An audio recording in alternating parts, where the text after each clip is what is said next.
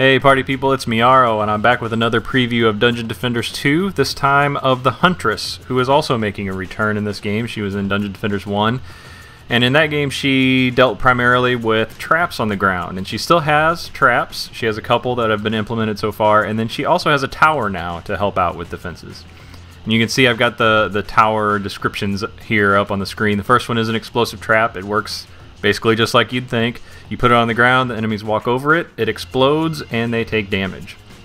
And traps work the same way in Dungeon Defenders 2 as they did in Dungeon Defenders 1, where they have a number of charges, and when you repair them, they get their charges back. The second trap that she has is the geyser trap, and this is different from anything she had in Dungeon Defenders 1. The geyser trap actually, when an enemy walks over it, it shoots them up into the air on like a column of water, and this trap serves a number of different purposes. So it obviously does some damage to them as they get blasted up in the air, but the other thing that it does is it actually lifts them to the point where they're considered flying enemies or airborne enemies. So towers that can only hit things that are in the air are now able to target the enemies that have been blown up in the air by the geyser trap. It also says it does additional damage, or it makes them more susceptible to storm damage. I don't know that there's storm damage in the game just yet. Maybe I'm just really bad at reading tooltips, but I haven't seen any of that go on, so it's just something to look for in future builds of the game. And then the last tower that the Huntress has implemented is actually a tower. And this thing will shoot poison darts at enemies as they walk by, and it shoots, I don't know, a handful, 5, 6, 7, something like that, and the impact does damage to the enemies directly, but then it also poisons them so that they take damage over time. So moving on to the abilities, these are the abilities, the active abilities that use blue mana. First one is Piercing Shot, and this is one of my most favorite abilities from the alpha so far. It's basically it's got a little bit of a charge time, and then it launches what is essentially a fiery phoenix through the air, and it pierces through enemies that are in a row and does a pretty good chunk of damage to them. So it's a lot of fun to use more than anything. Then the other ability that she has implemented is the Oil Flask, and what that does is you target it on the ground. You'll see whenever I get into the video of the thing, you target where you want this thing to go. She throws it in the air. Anything that's in the area of effect when it explodes, they get covered in oil, they get slowed down, and then they can also be set aflame. And I tried to get a bunch of footage of that, and I couldn't ever get it to take. But suffice it to say, when they are oiled up, you can set them on fire and they take even more damage. So let's talk basic attacks. She still has a bow, she still shoots it. You can see she reloads that thing super fast. You can hold down the button and just repeatedly attack, and then if you hold down right click, she charges it up for a little bit more powerful shot.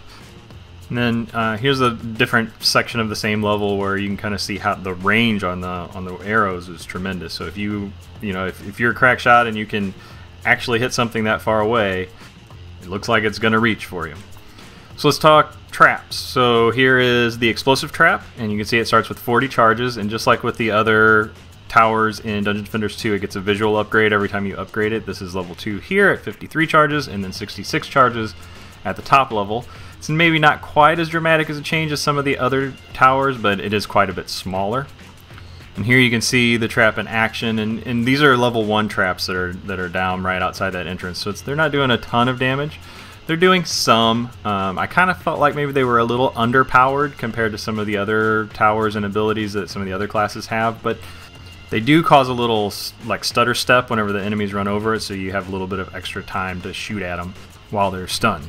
And here's the geyser trap. It has sort of a serene feel to it, and it has the same number of charges per level. I'm just kind of walking through what each of the different upgrade levels look like. But this is a useful trap, a lot more than it seems, because it allows other towers to hit enemies that they normally would not be able to. In particular, the monk air defense tower becomes quite a bit more useful with this guy. And here you can see just like a perfect example of this thing going. So you can see the monk tower right there, and it's the thing that's shooting those green balls. And as soon as those orcs get knocked up in the air, it gets to just start unloading on them.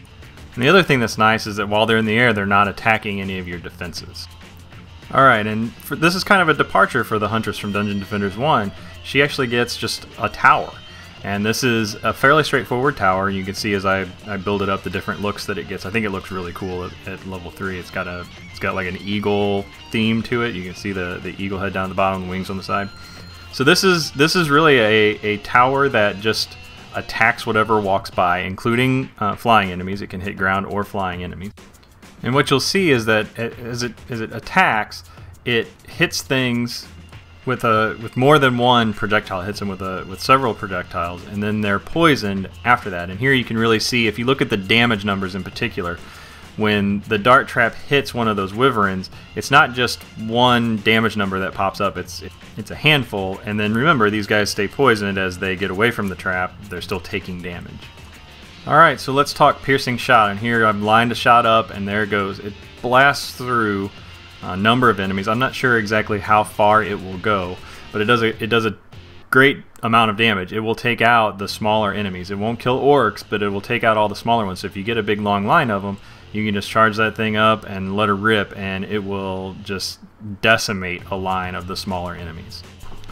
Alright, it's oil trap time. So you can see whenever you trigger it, it puts a little targeting thing on the ground, and that's actually where she shows it. So any enemy that's in that area, whenever it hits the ground, gets covered in oil. And you can see there's a little effect on them, so you can see that which ones got hit and which ones didn't. And then the oil has a couple of different effects. The first one, the most obvious one, whenever you see it hit, is that the guys that get covered in oil are slowed down. And you can see with these kobolds, they're kind of all clustered up there, but the ones that got hit with oil are slowed down quite a bit. The mobs that are hit with the oil are also weakened, so they do less damage whenever they're attacking. And then the last one, and I couldn't get any footage of this time. When they're covered in oil, you can catch them on fire, and then they take even more damage. And that's it. Hopefully you enjoyed this little preview of the Huntress. Thank you for watching. I have more footage, I have more videos that I'm going to put together for Dungeon Defenders 2, so feel free to subscribe and share and let everybody know about this channel and Dungeon Defenders 2. And until next time, thanks again for watching. I'm Miaro. See you next time.